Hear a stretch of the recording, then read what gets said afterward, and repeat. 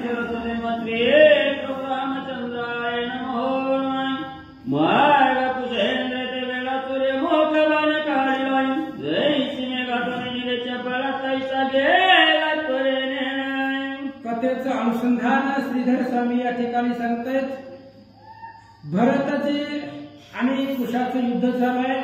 कुशानं आपल्या धनुष्यामधून बाण काढला, सूर्यमुख बाण, आणि तो बाण विजेसारखा तेजस्वी होता, चमकत होता असं महाराज सांगतात। भरताचे हृदय येवण्याकडे कळला दिव्य बाण जयज्ञावरणी उलटून भरत खाली पडलोय।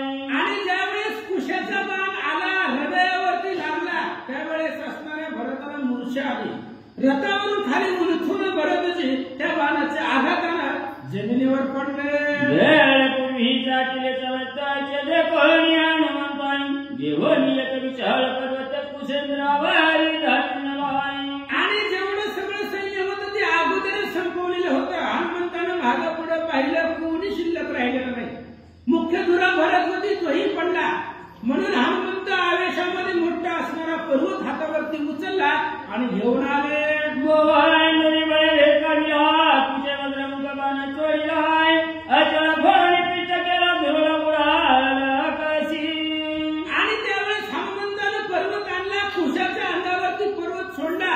कुशानं पाहिलं आपल्या अंगावरती पर्वत येतोय, वज्रास्त्र मंत्र जपला आणि वज्राचा बाण त्या ठिकाणी सोडलं। वज्र कोणत्याही पर्वताचं पीठ करतं आणि त्या वज्रास्त्रानं पर्वताचा भुगा केला। मारुतीचे हृदय लक्षणा चांगले ते वज्र बाण तो वज्र दैव परिपूर्ण येऊन धरणीवारी पडलाय। आणि हनुमंताच्या हृदयावरती हनुमंताला लक्ष करून कुशानं तो वज्रबाण सोडला आणि तो बाण हृदयाला लागला।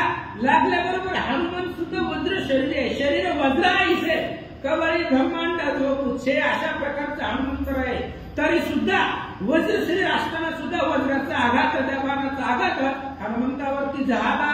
इकडे विषण आणि श्री रघुनंदना विचार करीत बसले पूर्ण बालक ह्या कोणाचे कवन युद्ध निर्वाण करीतात। आणि इकडे विभीषण महाराज आणि रामचंद्र एकमेकाला विचार करतायत, केवढे असणारे त्या बालकांचं सामर्थ्य आहे, कुणाचे कोण आहे ती कुठले, एवढं असणारे आपल्या शत्रुघ्नाला, लक्ष्मणाला, त्या रुधिराला, काळजिताला एवढं सगळं सैन्य मारलं, किती पराक्रम आहे त्यांच्याकडं, असं दोघ जण विचार करतात। म्हातारी म्हातारी पडला वीर भरत मोचन येऊन हनुमंत रणांगणी तळमळी। तेवढ्या वेळामध्ये घायल पळत पळत आले आणि त्यांनी रामाला सांगितलं, भगवंता जे तुम्ही सैन्य पाठवलं होतं तो मुख्य धुरा भरत तो जमिनीवरती चक्कर येऊन पडला, त्यालाही त्यांनी बंधन करून घेऊन गेले। वज्रदेही हनुमंतराय त्याला सुद्धा त्या ठिकाणी त्यांनी मूर्छित पाडलं। अशी घायाळाने वार्ता रामाला सांगितले। विभीषण म्हणे रघुनाथा तपाचा यज्ञ करीताय परमाचार्य तत्वता धावणी या पाहाव्याय। आणि विभीषणाला रामाला सांगितलं, म्हणले आता रामा कवर यज्ञ करीत आहो म्हणले, सगळे भाऊ तुमचे धरून नेले रणांगणावरती पडले, आता कवर यज्ञ करायचा जावा म्हणले, आपल्या भावांना वाचवा। कोण आहे ती दोन, त्या असणाऱ्या दोघांना पहा, त्यांचा पुरुषार्थ पहा, असं विभीषणजी भगवंताला बोलतात। रघुवीर बोले तेव्हा वचना काळ त्याचा परम कठीण बंधू पडले तिघ जण कुलक्षय पूर्ण मांडिलाय। आणि रामचंद्राने सांगितलं विभीषणाला, बघा म्हणली काळ कसा आहे, काळाचं निंदान कसं आहे।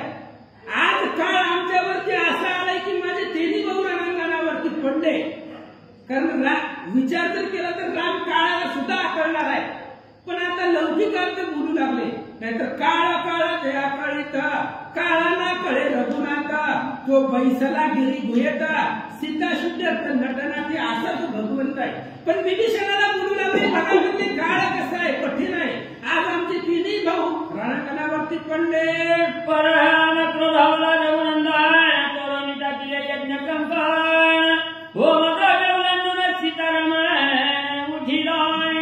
आणि मग रामचंद्राला राग आला, तीन भाऊ पडले, अजून कुठपर्यंत यज्ञ करायचा, म्हणून हातामध्ये यज्ञ कंकण होते ते तोडून टाकले, यज्ञाची पात्र पुढे होते ते सगळे ओलांडून टाकले आणि रागाला आवेशामध्ये भगवंत उठले। सर्व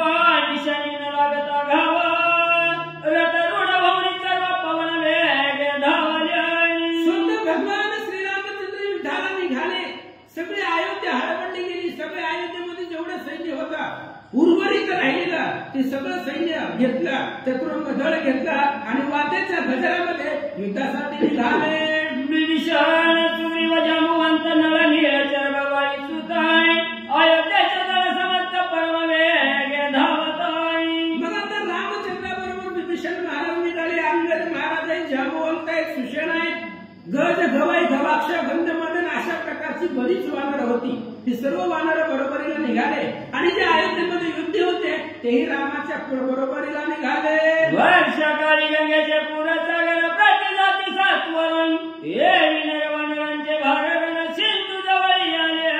उदाहरण दिलं श्रीधर स्वामींनी, जसं पावसाळ्याच्या काळामध्ये अफाट पाऊस पडावा आणि गंगेला पूर यावा, सगळे असणारे नदी नाले त्याच्या एखाद्या समुद्राला जाऊन मिसळावे, तशा पद्धतीने ही रणंगण रूपी समुद्र हे असणाऱ्या समुद्राला ही सगळं नर आणि वानर युद्धासाठी निघाले. ही गे बंधू पडिले रणी तो नयनी दिविलोकीचा पपाई ही नमस्कार घातले धरणी तिगे मिळवली कदाची. आणि रामचंद्र रणंगणावरती येत असताना रथामधून खाली बघू लागले. आपले 3 भाऊ रणंगणावरती पडले, पण असं रामाला असं वाटत होतं किंवा बघणाऱ्याला असं वाटत होतं की ते जमिनीला लोटांगण घालताय, कारण जमिनीची माफी मागताय, तिला हात जोडलाय, कारण सीतामाता ही जमिनीची कन्या आहे म्हणून तिच्या पाया पडतात काय असं दिसू लागला. कन्याचा गंजिलेले तमणी पृथ्वीचा नमस्कार करीतोय असं पेटले कोहली त्रिगुणाच्या मनी परहाम क्षोभलोय. रामचंद्रांनी पाहिलं आपले 3 भाऊ जमिनीला हात जोडताय. तुमच्या मुलीला आम्ही त्रास दिला, चांगली नांदत असणारी स्त्री घरामधून तिला हाकलून दिलं, त्याच्यामुळे आम्हाला क्षमा करा असं म्हणून जमिनीच्या पाया पडू लागले, तिला लोटांगण घालू लागले. असं पाहत पाहत रामचंद्र पुढे निघाले. दुरोणी हे देखील नयनीच्या वसुंधरा बाळाच्या क्षणी एकाकडे एक पवनी गती करीती कौतुके. आणि मग रामचंद्रांनी पाहिले 2 मुलं श्याम सुंदर अतिशय सुंदर होते आणि या दोघांनीही रामाला पाहिलं आणि रामचंद्राने दोघांना पाहिलं. काय म्हणतात? पवित्रतेने शोभती किशोर अद्भुतोय माथांची शिकवडत द्रटी नाही पदळात. आणि मग छोटस रूप आहे, 12-12 वर्षाची मुलं आहेत, अंगामध्ये त्या ठिकाणी यज्ञोपवीत आहे, डोक्यावरती असणारी शिंडी आहे, अशा प्रकारचं असणारं स्वरूप महाराज सांगतात. संरक्ष पाषाण घेऊन जावले एक दहाची वानर गाय ओ दोघाई जणूचे चढवून चढ चौडी पुढे आले. आणि मग वानराने झाडं घेतली, मोठमोठाले पर्वत घेतली आणि आकाशामधून उड्डाण करून त्या दोघांच्या अंगावरती धावलं. लवकुशाने पाहिले गेलं, आपला असणारा हात धनुष्याला घातला आणि बाण काढून सोडू लागले. आचार्य करी रघुनंदन चढती बाणा पाठी वळून मृगंद्राईचे गर्जन दोघे वचन बोलती. रामचंद्र आश्चर्य करू लागले, एवढं त्यांच्यापाशी हस्त लागत होतं, युद्ध कौशल्य होतं, लहान लहान मुले, पण बाणाच्या पाठीमागे बाणांचा पूर सोडत होती. काल आपण ऐकलं वाल्मिक ऋषींनी सांगितलेली विद्या त्यांच्या मंत्रामध्ये एवढी पावर होती, एक जरी बाण सोडला तरी कोट्यवधी बाण त्याचे तयार होत होते. असे असंख्य बाण सोडत होते. रामचंद्राला आश्चर्य वाटू लागलं. संभाव्य बाण जाळ जल केले वानर लोण शिळा व्यक्त बोलणीचा केळ परदळावरी टाकीती. आणि असंख्य बाण सोडली, ज्याला संख्या नाही गणती नाही अशा प्रकारची बाण सोडले. वानर घायल केलं. ज्यांनी पर्वत दगड सोडलेली होती तीच त्यांच्यावरती महागारी लवकुश बाणाच्या आधारानं सोडू लागले. आणि वारे बाळकांचा मारण स्वस्तवती लागून चोण रेते पडले अपहर मुलले वानर पळती भयान. आणि त्या लवकुशाच्या बाणाचा आघात लागत होता, बाणाचा मार लागत होता आणि तो मार वानरांना सहन होत नव्हता. त्याच्यामुळे जे काही दगड पाषाण जी होती, झाडं होती, ती सगळी संपली घेतली. पुन्हा असणारे बाणाला घाबरले आणि माघारी पळू लागले. हनुमंत भावी मनाचा उल्व पंच उतरणी अकस्मा पण उच्च बंधोनी दोघे त्वरित रघव पाशी आणाव्या. आणि हनुमंताने विचार केला, कारण हनुमंताचं ब्रीद आहे, राम लक्ष्मणादी समस्ता उन्हे पडत जेत जेत हनुमान पावे तेथ तेथ अटक कार्यार्थ साधोनी. विचार केला आज रामावरती संकट आलाय, आपण काही करू, आकाशामधून येऊ, या दोघांना उचलू, शिपटीमध्ये बांधू आणि उभा करून ओढ पाय अंजनी कुमेला तो कुशा टाकीला सबळ सवय या हृदय अवलोनीचा त्वरबाण पृथ्वीवरी पाडी आणि हनुमंताने उडण्याचा प्रयत्न केला. उड्डाण करून त्यांना पकडावं आणि रामापाशी उभा करावा अशा विचारानं उड्डाण करू लागले. कुशाने पाहिलं एक दिव्य अशा प्रकारचा बाण सोडला. बाण हृदयावरती लागला. हनुमंत ते असणाऱ्या बाणाच्या आघाताने खाली बसले. बाण पुन्हा जमिनीवरती पडला गेला. घोष बोले जनमर्कटा उभा राहिलेल्या कक्षाय वारुवंशी सहगवनाचे यथेन चले सर्वथाय. कुशाने सांगितलं लोकांना गप्प बसायचं, अजिबात खालायचं नाही, हाताचं घडी तोंडावर बोटीतलं उठायचं नाही, गप्प बस म्हणले. आणि पाठीमागे ते रावणाच्या अशोकवनाचा विध्वंस केला. तसलं इथं काही चालत नाही असं कुश बोलू लागला. काय परिरक्ष पाशाने हे राक्षस युद्ध नव्हे जाई तो नव्हे गिरी द्रोण उक्तोनी कर द्यावयाय. अरे बाबा ती काय द्रोणगिरी पर्वत आहे काय? लक्ष्मणाची शक्ती लागली जेव्हा गिरिद्रोण आणला न होता गपस्ती आहे काही ती काय द्रोणगिरी पर्वत आहे का?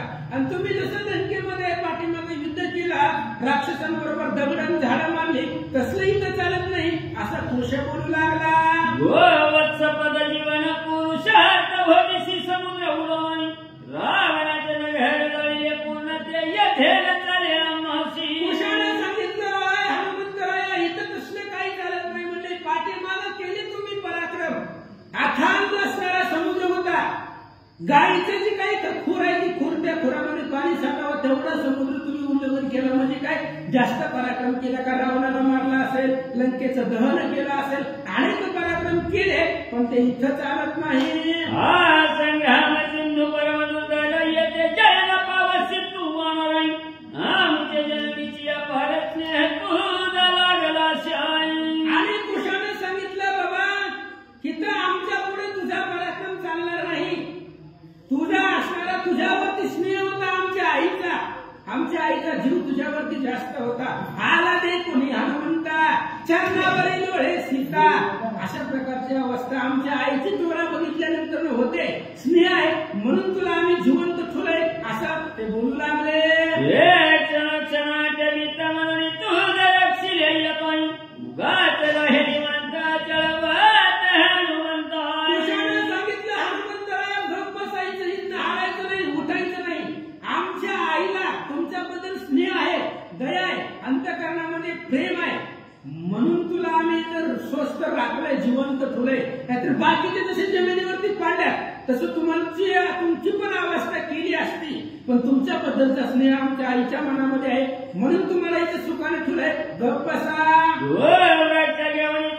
पुढे दारिद्र्याला मित्र पुत्र आहे बाणाच्या तरुवर लोहने तोडला हातीचा. लगेच इकडं असणारे सुग्रीव महाराजांनी पाहिलं आणि सुग्रीवानं हातामध्ये मोठं झाड पर्वत घेतला आणि लवच्या अंगावरती टाकला. लवनं बाण सोडला, पीठ करून टाकला. म्हणे ऐकाले चंडांश सुता तो मागील काळ राहिला तोय सोमपती हंसी तत्वता लावले शिक्षा लयते. आणि त्यावेळेस बोलू लागला लव सुग्रीवाला अरे काय तुम्ही वानर आहेत पाठीमागं तुम्ही जी पराक्रम केला तो काय गेला तुम्हाला विजय मिळाला पाठीमागं पण इथं तुमचं काही चालणार नाहीये असं लव बोलू लागला. वाईचे बंधू मारवून त्याचे स्त्री हे शिकारी शिकवणाई याचे वय कर्म केले पूर्ण त्याचे ज्ञान कळवले आहे.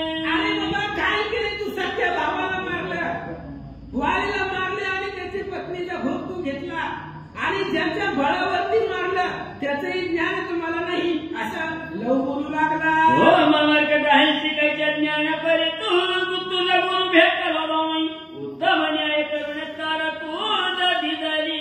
अरे तुम्हा माकडाला कसलं ज्ञान आलंय म्हणले? तुम्हा बाळाला काय ज्ञान आहे? आणि तुला जो गुरु भेटला राम त्यानेही काय केलं? तुझ्या भावाला मारलं त्या वालीला आणि वालीची पत्नी तुला दिली असं बोलू लागला. गुरु पंथे झाले तर मग कायची शिष्या समर्या बाई सोत्रा येते एखादा बिहया रणांगणी. आणि बाबा जसं गुरु आहे तसंच शिष्य असतो. गुरुचं आचरण जसं आहे तसंच शिष्याचं आहे म्हणून जाऊ दे म्हणले. हे बघा कधी झाले की गेले म्हणले आले विद्याला तर माझ्या कामाचा आघात सहन करत असं बोलू लागला. सहस्र बाण आणि पाहिला तुर्य नंदोय वनाच्या पाळावरी कंठ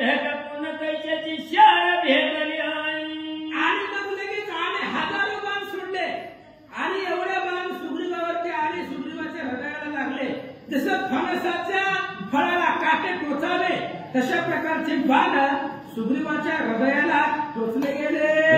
पुढे धावला जांबुवंताचा या प्रतिकुशवीर बोलतोय म्हणे ऐश्वरात निर्भर बहुधा त्यांच्या व्रतात त्यांच्या दृष्टीहीन. आणि पुढे जांबुवंत काकाला पाहिलं. कुशाने सांगितलं बाबा एका युद्ध करायचं वय एका घरामध्ये बसायचं कशाला बोलले तुम्ही आशक्त आहे अरे तुमच्यामध्ये ताकद नाही त्याच्यात तुम्ही म्हातारा येतात असा कुश बोलू लागला. सोडणी या सहस्रबाई तोही पाडी लावला तो नाही तो देवानी या पाशाने नवनार धाविंदलाय. कुशाने हजारो बाण सोडले.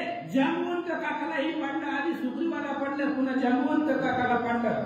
बाण हृदयाला